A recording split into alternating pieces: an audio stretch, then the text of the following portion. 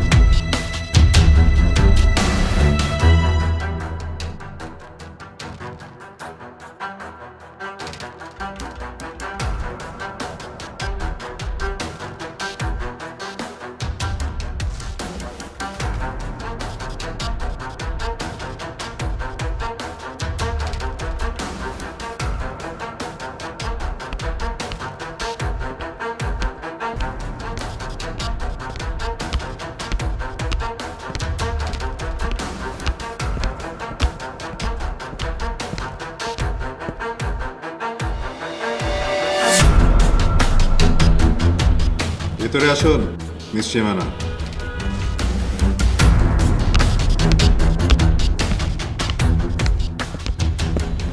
বাহ, মেকআপে আপনাকে বেশ লাগছে। বসুন।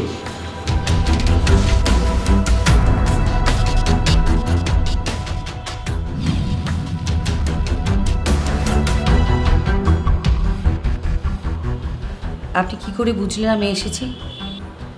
সেটা তো খুব সহজ ব্যাপার, আপনি নিজেও বুঝতে পারতেন।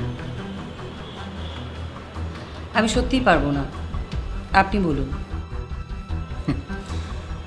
আমার বাসার চারপাশটা নিরিবিলি, কেউ যখন সিঁড়ি দিয়ে উঠে আসে তখন সেই শব্দটা আমি বুঝতে পারি। আর আপনি যে হাই হিল পরে এসেছেন ওতে আমি আরও নিশ্চিত হয়েছি একটা মেয়ে এসছে। আর যখন আপনার ছায়াটা দেখেছি তখন আমি ধরে নিয়েছি আপনি সীমানা এসেছেন। কিন্তু আমি যে এসেছি সেটা কি করে বুঝলেন? আমার কাছে আপনি ছাড়া এখনো মেয়ে আসে না। আর তাছাড়া কতদিন ধরে আপনি আসছেন, সেজন্য আমি নিশ্চিত আপনি এসেছেন। স্ট্রেঞ্জ, এত সহজ একটা বিষয় অথচ কখনো মনেই হয়নি। দৃষ্টিভঙ্গি, আসলে আপনি কোন পার্সপেক্টিভ থেকে কথাটা বলছেন তার উপর নির্ভর করে আসল ফল। আর আজকে যে আপনি মেকআপ পরে এসেছেন, কেন এসেছেন সেটাও ব্যাখ্যা করতে পারি। বলুন তো কেন মেকআপ নিয়েছি? কারণ দৃষ্টি এড়াবার জন্যে, আর সেটা পুলিশ হবার সম্ভাবনা সবচেয়ে বেশি। কারণ মৃণাল হত্যার খবর পত্রিকা ছাপা হয়েছে, পুলিশ আপনাকে খুঁজছে, সেজন্য আপনি পলাতক কোনো একটা বাড়িতে আশ্রয় নিয়েছেন এবং সেখান থেকেই আমার কাছে এসেছেন।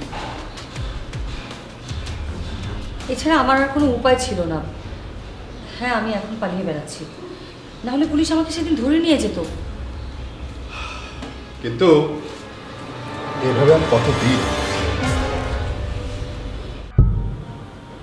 সেটা আমি জানি না, তবে এটুকু বলতে পারি বিনা অপরাধে আমি জেল খাটতে রাজি না। কিন্তু এভাবে পালিয়ে থাকলে নিজেকে নিরপরাধ কিভাবে প্রমাণ করবেন? সেজন্য তো বারবার আমি আপনার কাছে আসছি জামিল সাহেব, কিন্তু বারবার আপনি আমাকে ফিরিয়ে দিচ্ছেন। বিশ্বাস করুন, বিশ্বাস করুন, আমি মৃণালকে খুন করিনি। আমাকে আমাকে অন্য কেউ খুন করে ফাঁসিয়ে দিচ্ছে, যেমনটা মৃণাল গুমের সময় হয়েছিল। আচ্ছা মিস সীমানা, আচ্ছা আপনি বলুন তো, আপনি কাকে সন্দেহ করেন? অবশ্যই সেটা আশরাফ চৌধুরীকে। তার প্রতি রাগ দেখে আপনার একটুও কমেনি? প্লিজ প্লিজ জামিল সাহেব, আপনি আপনি আমার কেসটা নিন। আমি একমাত্র আপনাকে এই মুহূর্তে ভরসা করতে পারছি, আর আমি এটাও বিশ্বাস করি যে আপনি একমাত্র মৃণালের খুনিকে শনাক্ত করতে পারবেন। প্লিজ। আমি আপনাকে কথা দিতে পারছি না, তবে ভাবছি।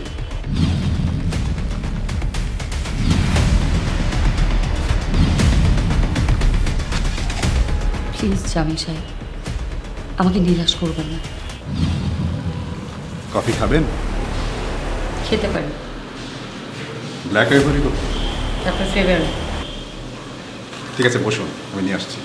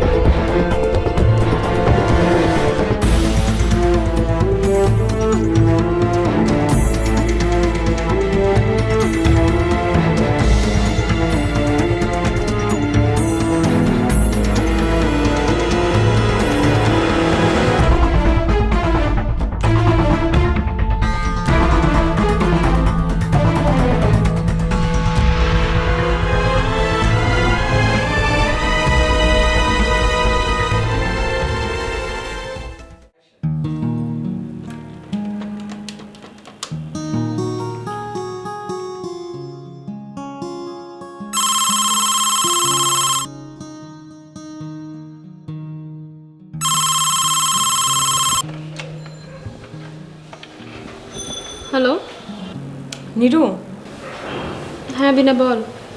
তোর হাজবেন্ড আবার আমাকে কল করেছে। ও আচ্ছা, কখন? এই তো একটু আগে। তুই কি তাকে ফোন দিতে বলেছিলি নাকি? হ্যাঁ বলেছিলাম সে যেন তোর কাছে ক্ষমা চায়। তোকে আমি নিষেধ করেছিলাম নিরু, তোর হাজবেন্ড যেন আমাকে কল না করে। কেন, কি হয়েছে? কিছু বলেছে তোকে আবার? তোর হাজবেন্ড আসলেই একটা অসভ্য। কি বলেছে তোকে? অনেক কথাই বলেছে। এত অশ্লীল লোকটা, ছি ছি, আমি ভাবতেই পারছি না এই লোকটা তোর হাজবেন্ড। আমি তো বলেছিলাম শুধু তোকে ফোন দিয়ে ক্ষমা চাইতে। ক্ষমা না ছাই, সে ফোন করে আমাকে যা তা বলেছে। সে চপলকে নিয়ে আমার সাথে নোংরা কথা বলেছে। কত বড় বেয়াদব! চপলকে নিয়ে নোংরা কথা বলেছে? হ্যাঁ বলেছে, তা আবার আমাকে জড়িয়ে। আমার তো মনে হচ্ছিল ওই মুহূর্তে আমি গলায় দড়ি দিই। তোর হাজবেন্ড যদি তখন আমার সামনে থাকতো, আমি তাকে জুতা পেটা করতাম। আম সরি বিনা, আমি বুঝিনি রায়হান আবার এই কাজ করবে। কেন? তুই তো জানিস লোকটা অসভ্য, অভদ্র একটা লোক। তুই তারপরেও তাকে কেন কল করতে বললি? আমার কাছে তো স্বাভাবিকভাবেই বললো যে ক্ষমা চাইবে। ভণ্ড লোক একটা। তোর জীবনটা তো তছনছ করেছে, এখন সব জায়গায় ঝামেলা করছে। আরমান আসলে আমি আরমানকে সব বলবো। প্লিজ বিনা, তুই এসব কথা আরমান ভাইকে বলিস না। আরমান ভাই শুনলে সে আমাকে ভুল বুঝবে। আমি তো বলেছি তোকে যে আমি তাকে তার উপযুক্ত জবাব দিব। তুই প্লিজ এগুলো আরমান ভাইকে জানাস না। আমি এত কিছু বুঝি না নিরু, ওই লোক যেন জীবনেও আমাকে কল না করে। আমার এত ক্ষমাটা আমার দরকার নেই। আমি রায়হানকে অবশ্যই নিষেধ করব। শোন, এরপরেও যদি সে আমাকে কল করে, আমি কিন্তু ইফটিজিংয়ের মামলা করব। তোকে কিছুই করতে হবে না। তোকে অপমান করা মানে আমাকে অপমান করা, আর এর শাস্তি সে পাবেই। ঠিক আছে, এখন রাখছি। বিনা, বল। আমার উপর প্লিজ রাগ করিস না। তোর উপর রাগ, ভীষণ রাগ। তুই জেনে শুনে একটা ভুল সিদ্ধান্ত নিয়েছিস। এই বিয়ের সিদ্ধান্ত তো আমি একা নিয়েই নিবি না। তুই মত না দিলে বিয়েটা হতো না নিরু। তুই চপলকে কষ্ট দিয়েছিস, তাকে দেখানোর জন্য তুই বিয়েটা করেছিস। হ্যাঁ, আমি চপ্পলের উপর অনেক অনাচার করেছি, আর আজ যা ঘটছে তা আমারই পাপের ফল। আমি আর কিছুই বলতে চাই না। এখন কি করবি তুই ভেবে দেখ। বুঝতে পারছি না কি করব। হয়তো হুট করে কোনো কঠিন সিদ্ধান্ত নিয়ে নেব। এভাবে বেঁচে থাকি আর নিজের কলঙ্ক দেখতে চাই না। যাই করিস, বোকার মতো কোনো কাজ করিস না। দ্বিতীয়বার কোনো সিদ্ধান্ত নেওয়ার আগে ভালো মতো চিন্তা করে নিস। জানি না রে, তুই আমাকে ক্ষমা করিস বিনা। নিরু, তোকে একটা কথা বলি।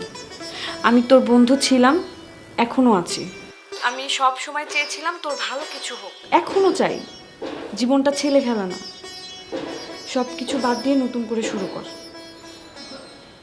দোয়া করিস আমার জন্য, প্রায়শ্চিত্ত করি যেন আমি মরি। কোনো দরকার হলে আমাকে জানাস নিরু। অবশ্যই বলবো। আমার কষ্টের কথা তো শুনবার মতো আর কেউ নেই, শুধু তুই ছাড়া। কে জানে, হয়তো আছে, তুই জানিস না। আমি সত্যি অনেক কিছু জানি না, হয়তো জানবার চেষ্টা করিনি কখনো। চেষ্টা কর, সামনে অফুরন্ত ভবিষ্যৎ। আচ্ছা ঠিক আছে, এখন আমি রাখছি। বিনা, আবারও বলছি প্লিজ তুই আমাকে ভুল বুঝিস না। ভুল বুঝিনি। তুই শুধু রায়হানকে বলিস সে যেন আমাকে কল না করে।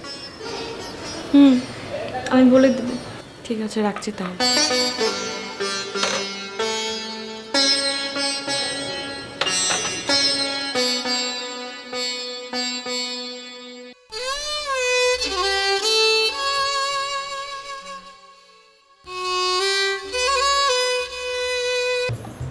ব্ল্যাক আইভরি কফি, একবার এটা খেলে এমন অভ্যেস হবে যে পরে আর ছাড়তেই পারবেন না।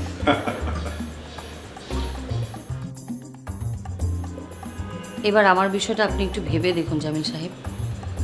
আমি আপনাকে অনেক ভরসা করি। কিভাবে? গতবার তো আমি আপনাকে নিরাশ করেছিলাম, আপনার প্রত্যাশিত লোককে আসামি করতে পারিনি। আপনি আপনার এথিক্সে ছিলেন, তাছাড়া আপনি তো সমস্যার সমাধান করেছেন। আমি কথা দিচ্ছি এবার আপনাকে বাড়তি কোনো চাপ দেব না। আমি শুধু আরমানকে আসামির কাঠগড়ায় দেখতে চাই, ব্যাস। আচ্ছা, আরমানের উপর আপনার এত ক্ষোভ কিসের? সে কি প্রকাশ্যে আপনার কোনো ক্ষতি করেছে, নাকি গোপনে এমন কিছু করেছে যার জন্য আপনার আর্থিক কিংবা মানসিক ক্ষতির কারণ হয়ে দাঁড়িয়েছে? আরমান আমার কি ক্ষতি করেছে সেটা এক কথায় আমি আপনাকে বলে বোঝাতে পারবো না। তাছাড়া এটা আপনার জানবার বিষয়ও না। আমি শুধু আরমানকে দোষী হিসেবে দেখতে চাই, আর এটা আপনার সাথে আমার কন্ট্রাক্ট হয়েছে। আমি ভুল করেছিলাম, আপনাকে একদমই বুঝতে পারিনি। আপনি আমাকে টাকা ফেরত দিয়েছিলেন।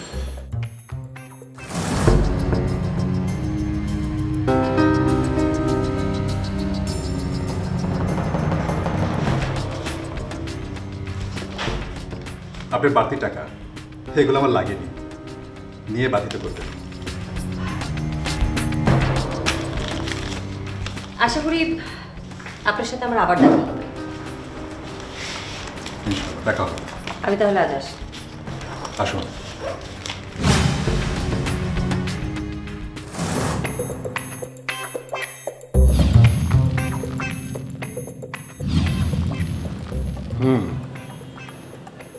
যেহেতু আপনি বলছেন আপনি মৃণালকে খুন করেননি, অথচ এই খুনের দায়ে আপনি ফেরারি, ঠিক আছে, আমি আপনার কেসটা নিচ্ছি।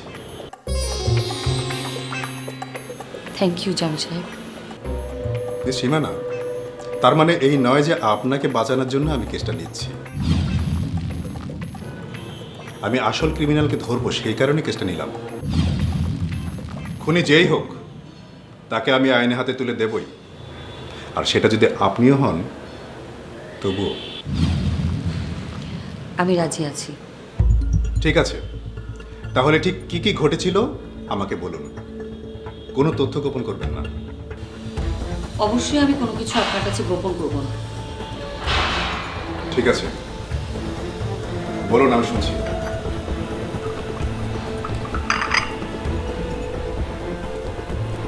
কোথা থেকে শুরু করব? মৃণাল গুম হয়ে যাবার পর যখন ফিরে আসে তারপর থেকে সব। ওকে।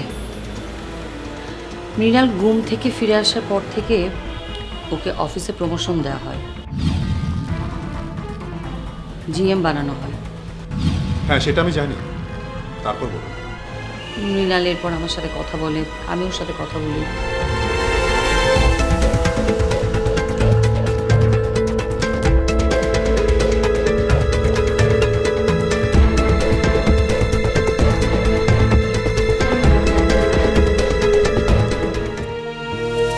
চার দেয়ালে পরদিন মৃণাল আমাকে তার বাসায় ডেকেছিল। আমাকে ও এও বলেছে ফোনে যে ওর সব ভুল আমার কাছে স্বীকার করবে। মিস সীমানা, ভুল স্বীকার করা আর আশরাফ চৌধুরী হুমকি দিয়ে তাকি দিয়ে মিথ্যা বলানো দুটো এক কথা না। ভালো মানুষ সেজো না।